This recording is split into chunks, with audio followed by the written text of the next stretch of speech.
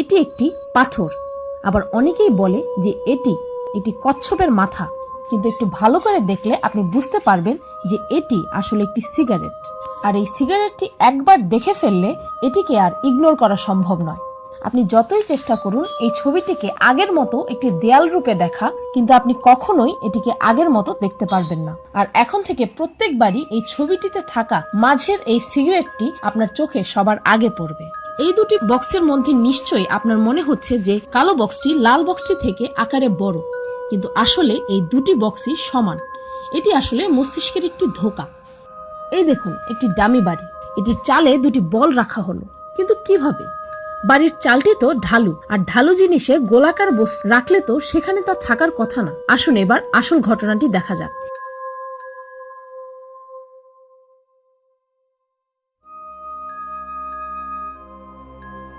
এই আকৃতিটিকে এমনভাবে রাখা হয়েছিল যার কারণে এটিকে এমন দেখাচ্ছিল।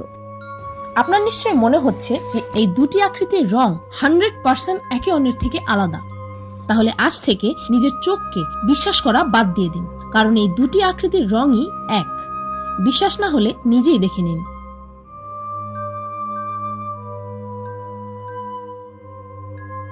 দুটি আকৃতির মাঝখানে থাকা এই আলোর প্রতিফলন দিয়ে ও ব্যাকগ্রাউন্ডে বিভিন্ন ইমেজ ইউজ করে এই ইলিউশনের সৃষ্টি করা হয়েছে। আচ্ছা, ছোটবেলায় তো আমরা এই রুবিক্স কিউব নিয়ে সবাই খেলেছি, আর এটি যে একটি রুবিক্স কিউব এতে তো কারো কোনোই সন্দেহ নেই, তাই না? একটু ভালো করে দেখুন তো। আরে, এটা তো একটা ড্রয়িং।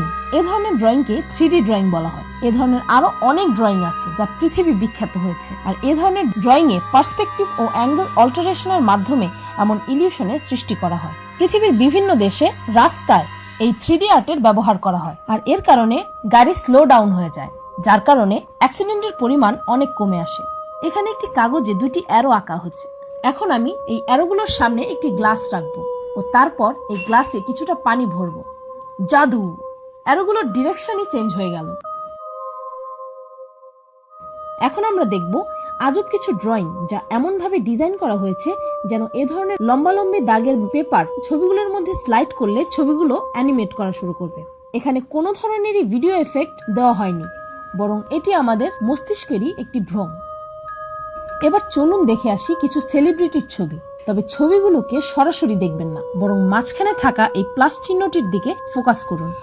এবার দেখুন দুপাশে থাকা সেলিব্রিটির ছবিগুলো আপনার কাছে মনে হবে যে অদ্ভুত ও ভয়ঙ্কর কিছু মনস্টারের ছবি।